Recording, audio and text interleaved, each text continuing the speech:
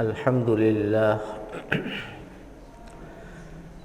لله نحمده ونستعينه ونستغفره ونؤمن به ونتوكل عليه ونعوذ بالله من شرور أنفسنا ومن سيئات أعمالنا من يهده الله فلا مضل له ومن يضلله فلا هادي له ونشهد أن لا إله إلا الله وحده لا شريك له ونشهد أن سيدنا ونبينا ومولانا محمدا عبده ورسوله صلى الله عليه وعلى آله وأصحابه وبارك وسلم تسليما كثيرا كثيرا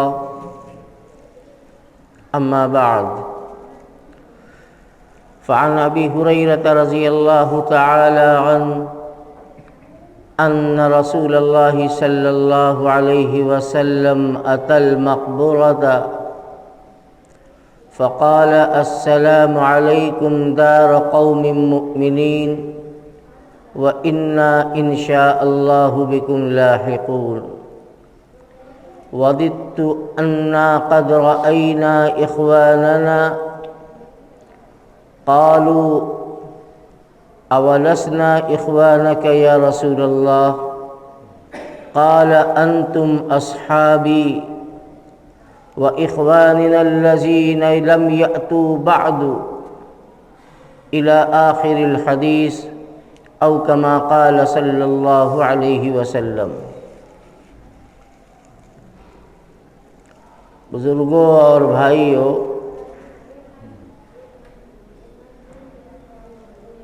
یہ حدیث پاک ہم سب کے لیے دنیا میں بھی اور دنیا سے جانے کے بعد بھی انتہائی اہم اور قیمتی باتوں کو بتلا رہی ہے۔ آقا دو عالم صلی اللہ علیہ وسلم نے اس حدیث میں بنیادی طور پر دو باتیں بیان فرمائی ہیں۔ ایک بات قبرستان سے متعلق اور ایک بات اس دنیا کے بعد آنے والی دنیا میں ایمان اور اعمال والوں کے ساتھ اللہ سبحانہ و تعالی کا جو خصوصی اعزاز و اکرام کا معاملہ ہوگا، اور یہ امت محمدیہ علی نبینا علیہم الصلاۃ والسلام میدان محشر میں دنیا کی تمام امتوں کے مقابلے میں جو امتیاز اور اعزاز حاصل کرے گی، اس کو اس حدیث پاک میں بیان فرمایا گیا ہے۔ حدیث کے ترجمے کے ساتھ اس کی کچھ تشریح اور تفصیل آپ کے سامنے عرض کرتا ہوں۔ حدیث بیان کرنے والے بڑے مشہور صحابی، حضور کی خدمت میں رات و دن رہنے والے، آپ ہی کی مسجد میں اپنا زیادہ سے زیادہ وقت گزارنے والے حضرت سیدنا ابو ہریرہ رضی اللہ تعالی عنہ، وہ فرماتے ہیں کہ ایک مرتبہ آقا دو عالم صلی اللہ علیہ وسلم قبرستان تشریف لے گئے۔ اتل مقبورۃ، قبرستان تشریف لے گئے، اور اس قبرستان سے مدینے کا قبرستان جنت البقیع مراد ہے، اس لیے کہ مسلمان اسی میں دفن کیے جاتے تھے، اور یہ حدیث مدینہ پاک میں بیان کی جا رہی ہے۔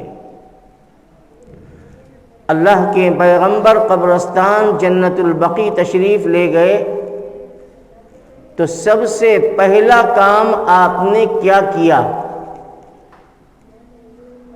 غور سے سننے کی بات ہے۔ ہم بھی قبرستان جاتے ہیں، اموات بڑی کثرت سے ہو رہی ہیں، کوئی دن ایسا خالی نہیں ہوتا کہ 2-3 اعلان اور لوگوں کے انتقال کی خبر نہ لگتی ہو۔ قبرستان ہم بھی جاتے ہیں، اپنے عزیز و اقارب کے ساتھ ان کی تدفین میں شریک ہوتے ہیں۔ اللہ کا پیغمبر جنت البقیع تشریف لے گیا تو سب سے پہلا کام آپ نے کیا کیا؟ قدم رکھتے ہی آپ نے فرمایا السلام علیکم دار قوم مؤمنین، اے مومنین کی بستی والو تم سب پر سلامتی ہو۔ یعنی آپ نے وہاں جو ایمان والے مدفون تھے، جن کی قبریں تھیں، وہاں آپ نے سب سے پہلے انہیں سلام کیا۔ اس سے یہ بات معلوم ہو گئی کہ قبرستان جانے کا ادب یہ ہے کہ ایصال ثواب اور فاتحہ آپ جو پڑھتے ہیں وہ تو پڑھیں گے قبر پر جا کے، لیکن داخل ہوتے ہی سب سے پہلے قبر والوں کو سلام کرنا چاہیے، اس لیے کہ سلام ایک دعا ہے، اللہ تمہیں سلامتی کے ساتھ رکھے۔ تو اللہ کے پیغمبر نے سب سے پہلے جنت البقیع والوں پر سلام پیش کیا، اللہ تم سب کو سلامت رکھے، حفاظت سے رکھے۔ اور ظاہر ہے کہ سلام ایک دعا ہے، اور دعا وہ جو نبی کر رہا ہو ایمان والوں کے لیے تو اس کے مقبول ہونے میں کہاں شبہ ہو سکتا ہے۔ آپ نے امت کو یہ ادب بتا دیا کہ تم بھی قبرستان جایا کرو تو سب سے پہلے سلام پیش کیا کرو، السلام علیکم۔ حالانکہ مستقل دعا حدیث میں بیان کی گئی ہے قبرستان میں داخل ہونے کی، اگر وہ دعا یاد نہ ہو تو کم سے کم سلام تو سب مسلمان کرنا جانتے ہیں، سلام تو سب کو کرنے آتا ہے۔ تو سب سے پہلے سلام کرنا چاہیے، السلام علیکم دار قوم مؤمنین، یا یہ نہیں تو یہ کہیں کہ السلام علیکم یا اہل القبور۔ یہ بھی روایت میں کہ اے قبر والو تم سب پر سلامتی ہو۔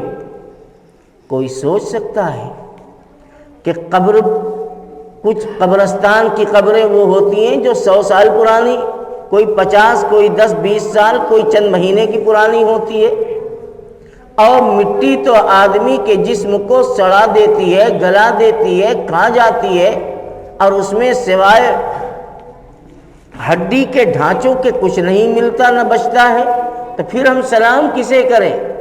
میرے بھائیو ایک بات یاد رکھو، ہمیں ان طرح کی عقلی اور خیالی باتوں میں نہیں آنا چاہیے۔ میرے نبی نے کہہ دیا ہمارا ایمان ہے، میرے نبی نے فرما دیا کہ تمہارا سلام مردوں کو پہنچتا ہے، کیسے پہنچتا ہے وہ اللہ جانتے ہیں۔ اور حدیث میں بیان کیا گیا کہ جب کوئی آدمی کسی قبرستان میں جاتا ہے اور قرآن کی کچھ آیتوں کو، کچھ سورتوں کو، کچھ دعاؤں کو پڑھ کر اور درود شریف پڑھ کر اس کا ثواب ان کو پہنچاتا ہے تو رب العالمین فرشتوں کے ذریعے وہ ثواب اس قبر والے تک پہنچاتے ہیں اور انہیں بتلاتے ہیں کہ دیکھو ایک تحفہ ہے جو تمہارے فلانے کی طرف سے تمہارے پاس آیا ہے، اور انہیں اس کی آس رہتی ہے، قبر والوں کو اس کا انتظار رہتا ہے کہ میرے گھر والے میرے لیے کیا بھیجتے ہیں۔ اس لیے کہ ان کے اعمال کا دفتر بند ہو گیا. اپنی زندگی میں انہوں نے جو کیا بس وہی ان کے لیے کارآمد ہے.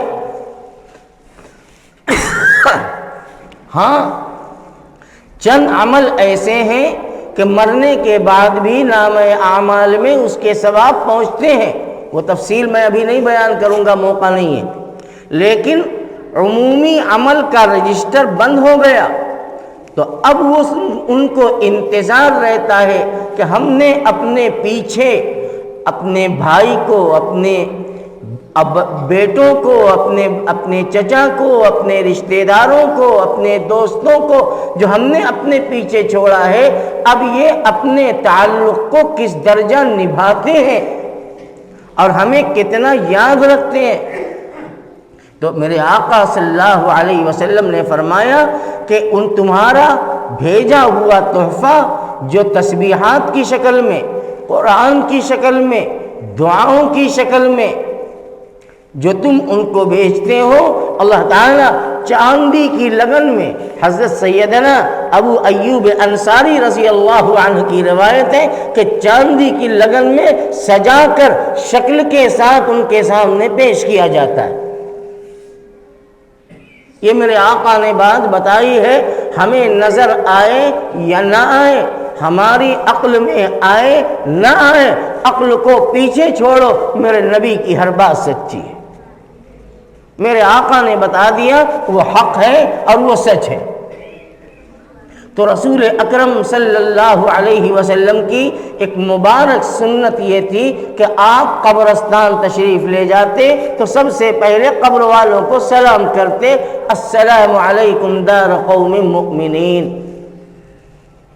اگلا جملہ آپ فرماتے وَإِنَّا إِن شَاءَ اللَّهُ بِكُمْ لَاحِقُونَ،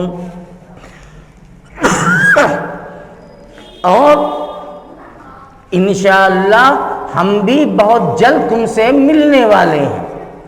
یعنی تم نے اپنی زندگی پوری کی، تمہاری حیات مکمل ہو گئی، تم نے دنیا چھوڑ دیا اور آج قبرستان میں آ کر سو گئے.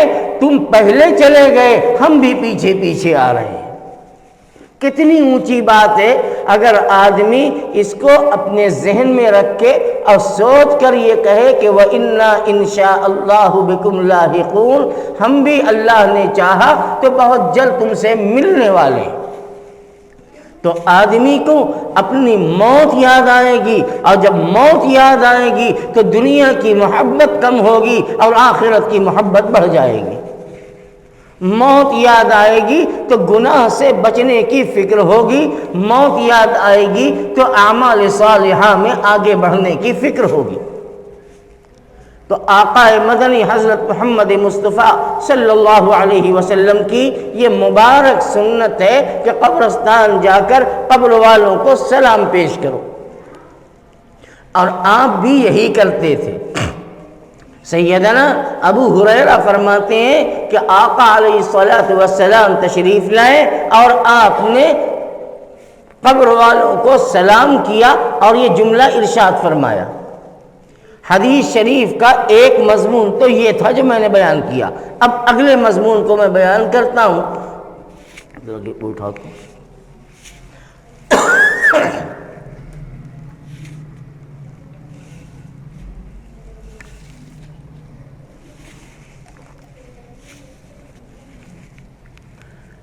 آپ نے اس موقع پر عجیب بات فرمائی. ابو ہریرہ فرماتے ہیں کہ آپ نے فرمایا قبرستان میں جا کر وَدِدْتُ أَنَّا قَدْ رَأَيْنَا إِخْوَانَنَا، میری خواہش ہے، میری تمنا ہے کہ میں اپنے بھائیوں کو دیکھ لیتا. آقا مدنی صلی اللہ علیہ وسلم اپنے امت کے زیارت اور ان کے دیکھنے کی تمنا اور خواہش ظاہر فرما رہے. یہ کون سی امت ہے؟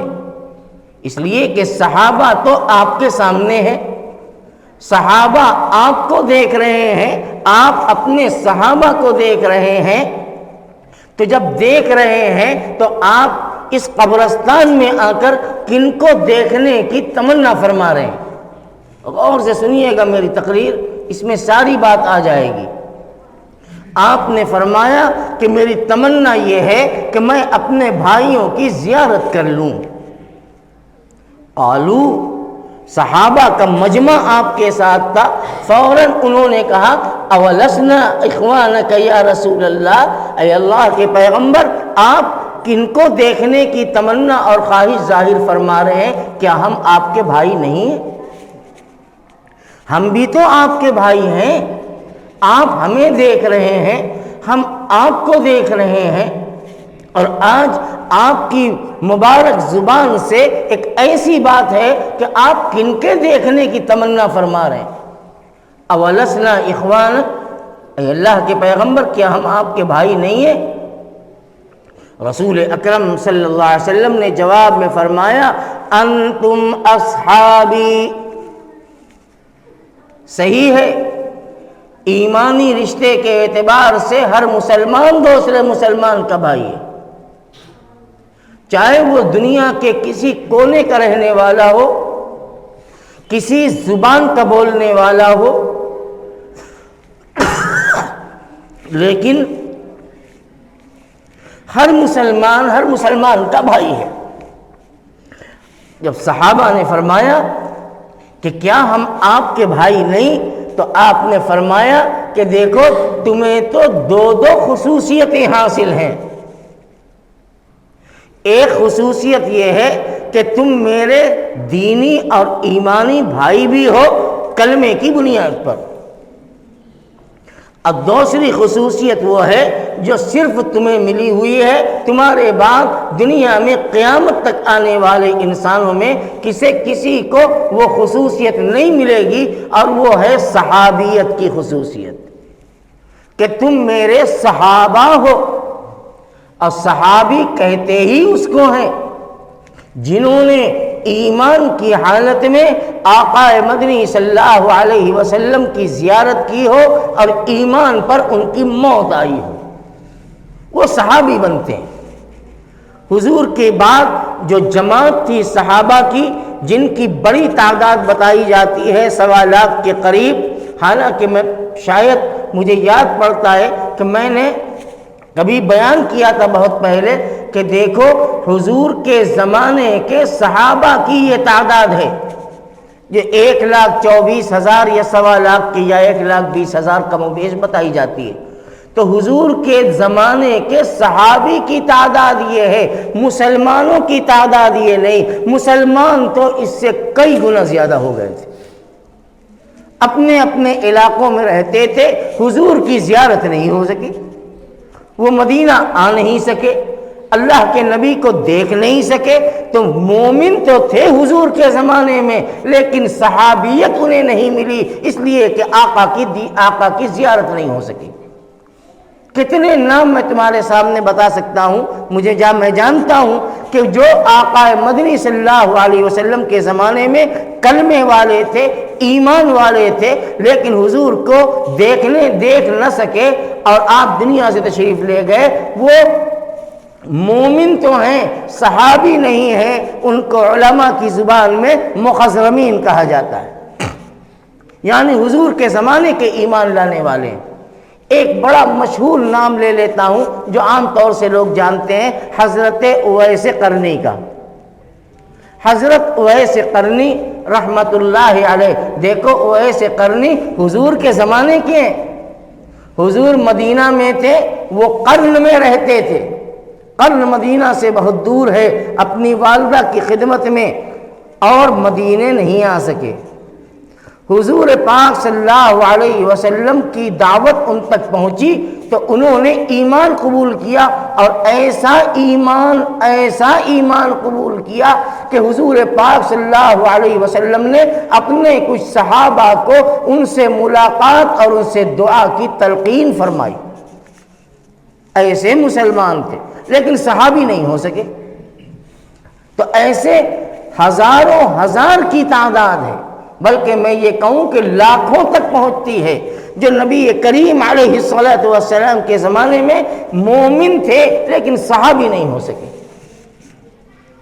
بہرحال میں عرض یہ کر رہا تھا کہ آپ علیہ السلام نے فرمایا انتم اصحابی، تم میرے ایمانی بھائی بھی ہو اور تم میرے صحابہ بھی ہو، اس لیے کہ تمہارے بعد پھر کوئی صحابہ تو نہیں بنے گا، مومن بنے گا۔ اور آپ نے فرمایا کہ دیکھو میں جن ایمان والوں کے دیکھنے کی تمنا کر رہا ہوں کہ کاش میں انہیں دیکھ لیتا، آپ نے فرمایا وَإِخْوَانُنَا الَّذِينَ لَمْ يَأْتُوا بَعْدُ، یہ میرے وہ ایمانی بھائی ہیں جو ابھی تک دنیا میں پیدا نہیں ہوئے ہیں اور میرے بعد قیامت تک دنیا میں آتے رہیں گے۔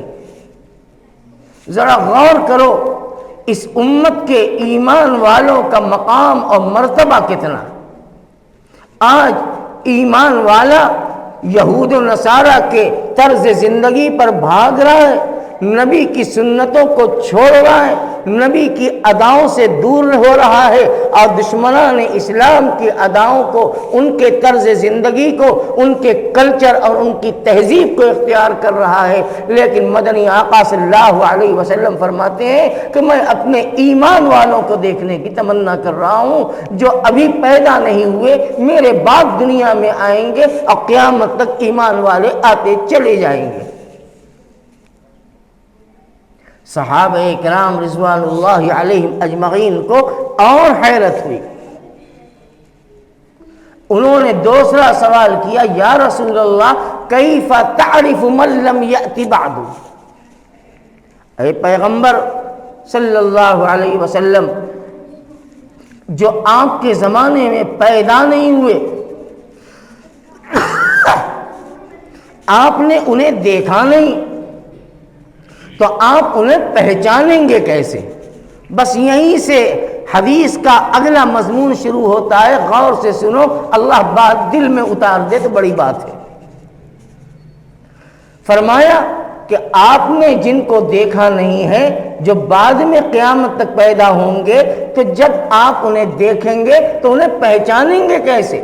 اس لیے کہ آدمی پہچانتا ان کو ہے جن سے پہلے ملاقات ہو چکی ہوتی، جن کو پہلے دیکھے رہتا ہے تو پھر 10-20-5 سال کے بعد بھی ملاقات ہوتی ہے تو کہتا ہے کہ ہاں میں نے آپ کو دیکھا ہے، میری آپ سے فلاں جگہ ملاقات ہو چکی ہے۔ لیکن جس سے کبھی ملاقات نہ ہو تو اس کو دیکھ کر کیسے پہچانے گا آدمی کہ یہ کون ہے؟ صحابہ کا سوال بڑا مضبوط تھا، کیف تعرف من لم یأت بعد، یا رسول اللہ جو آپ کے بعد آئیں گے آپ انہیں پہچانیں گے کیسے اگر دیکھ بھی لے تو؟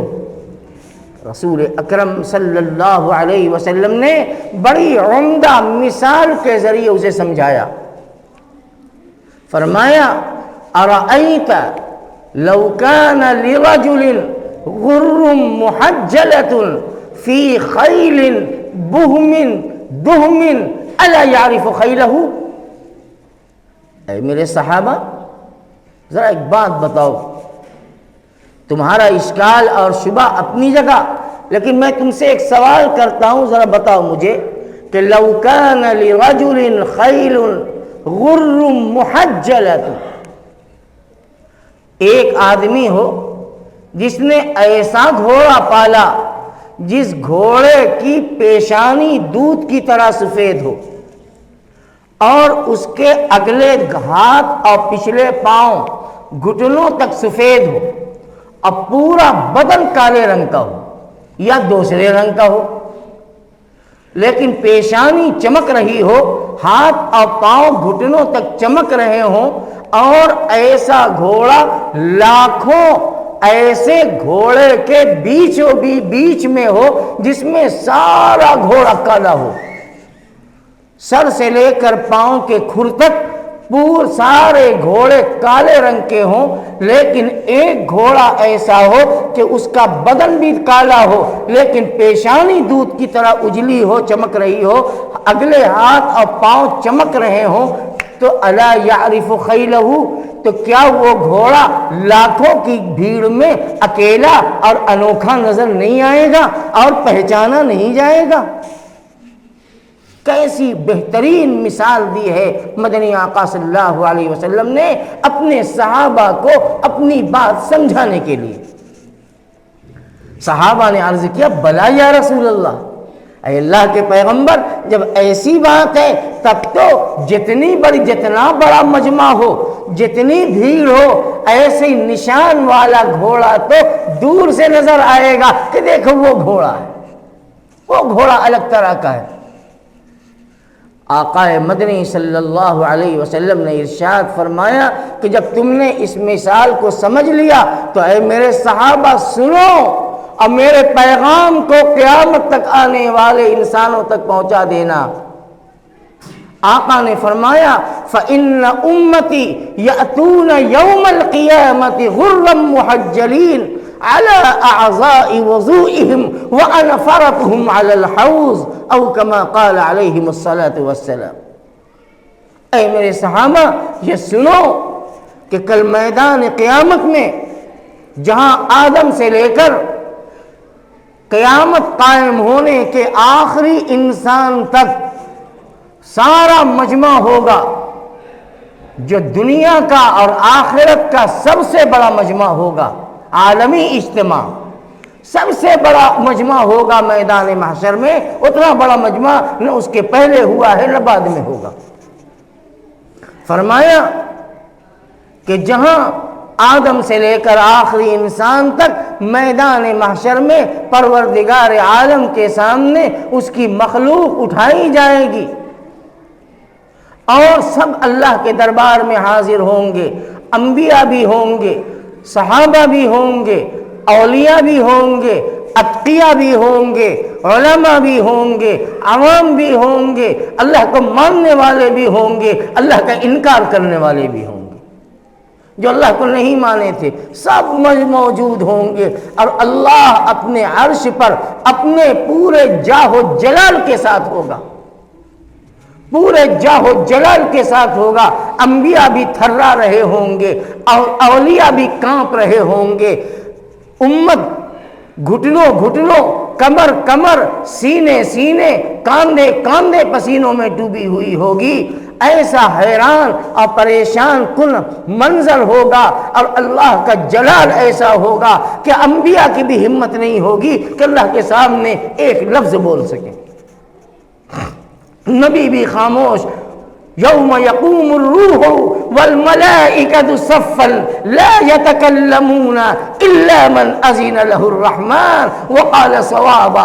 کہاں کے جبریل، کہاں کے میکائیل، کہاں کے اسرائیل، کہاں کے اسرافیل، کہاں کے اسماعیل، یہ ملائکہ ہیں، سب بنا کر کھڑے ہیں، انبیاء بھی کھڑے ہیں، انبیاء کی امت بھی کھڑی ہے، لیکن مجال ہے کہ کوئی ایک لفظ بول دے، زبان بند ہے، نظریں جھکی ہوئی ہیں، اللہ کا پورا جاہ و جلال سامنے ہے۔ اللہ کہے گا لمن الملک اليوم، بتاؤ آج بادشاہت کس کی ہے؟ کہاں گئے دنیا کے بادشاہ، کہاں گئے دنیا کے حاکم، کہاں حکومتوں پر اور طاقتوں پر عہدوں پر اترانے والے کون ہے؟ کہاں گیا شداد، کہاں گیا قارون، کہاں گیا فرعون، کہاں گیا حامان، اور کہاں گئی اس کی جنتیں، کہاں ہے سب جو ہے اوندھے منہ ہوں گے، کسی کی مجال نہیں ہوگی۔ نبی کریم علیہ الصلاۃ والسلام فرماتے ہیں کہ ایسی میدان محشر میں یہ آواز گونجے گی کہ دنیا کا حساب لگاؤ تو 40 سال تک کوئی زبان ہلانے کی جرأت بھی نہیں کرے گا، خاموشی ہے۔ اللہ نے ایک سوال کر دیا کہ بتاؤ آج کے دن بادشاہ کون ہے؟ کوئی جواب نہیں، پھر اللہ تعالی خود جواب دیں گے آگے کہ للہ الملک واحد القہار۔ سنو آج اس اللہ کی حکومت اور بادشاہت ہے جو اپنی خدائی میں اکیلا ہے اور انتہائی زبردست ہے۔ پھر اس کے بعد حساب و کتاب شروع ہوگا، اور پھر اس کے بعد رسول پاک علیہ الصلاۃ والسلام کو اعزاز حاصل ہوگا، اور ایسا اعزاز کہ جام کوثر، حوض کوثر پر آپ کا ممبر لگایا جائے گا اور آپ اس ممبر پہ بیٹھیں گے۔ آقا مدنی صلی اللہ علیہ وسلم نے اس حدیث میں یہ فرمایا کہ میرے صحابہ سن لو کہ میری امت میدان محشر میں اس حال میں آئے گی کہ اس کے وضو کے حصے یعنی چہرے اور ہاتھ اور پاؤں جس پر وضو کے پانی پڑتے تھے وہ چمک رہے ہوں گے، غرم محجلین ہوں گے، چہرہ بھی نورانی ہے، پیشانی بھی نورانی ہے، ہاتھ بھی نورانی ہے، پاؤں بھی نورانی ہے۔ مدنی آقا صلی اللہ علیہ وسلم فرماتے ہیں کہ اس اولین اور آخرین کے مجمع میں میں ان کے چہرے کے نور سے میں اپنی امت کو پہچان لوں گا۔ اب فرمایا وَأَنَا فَرَطُهُمْ عَلَى الْحَوْضِ، اب میں حوض کوثر پر اپنی امت کا استقبال کروں گا۔ میں کہوں گا آؤ میری امت والو، جنہوں نے میرے دین کو، میری سنت کو، میرے طریقوں کو اپنے سینے سے لگایا، آج آؤ میں تمہیں اپنے ہاتھ سے کوثر کا جام پلاتا ہوں، ایسا پانی ہے کہ پی لوگے تو جنت میں جانے تک پھر تمہیں کبھی پیاس نہیں لگے، پھر پیاس نہیں لگے گی۔ میرے عزیزوں، میرے بھائیوں، میں آپ سے کیا کہوں، میں بتانا یہ چاہتا ہوں کہ اس حدیث کو سنو، بار بار سنو اور غور کرو کہ وضو کرنے والے کو اللہ کے یہاں کیا عزت مل رہی ہے، کیا خصوصیت مل رہی ہے۔ اور ظاہر بات ہے کہ وضو کا اہتمام وہ کرے گا جو نماز کا اہتمام کرتا ہے، جو قرآن کا اہتمام کرتا ہے۔ جو نماز پڑھنے والا ہوگا وہ وضو کرے گا۔ تو معلوم یہ ہوا کہ مدنی آقا صلی اللہ علیہ وسلم وضو کے ساتھ نماز کی تاکید فرما رہے ہیں کہ نماز پڑھا کرو، وضو کیا کرو، وضو کے پانی کے قطروں کے ساتھ تمہارے بدن کی گندگی اور گناہیں جھڑتی ہیں۔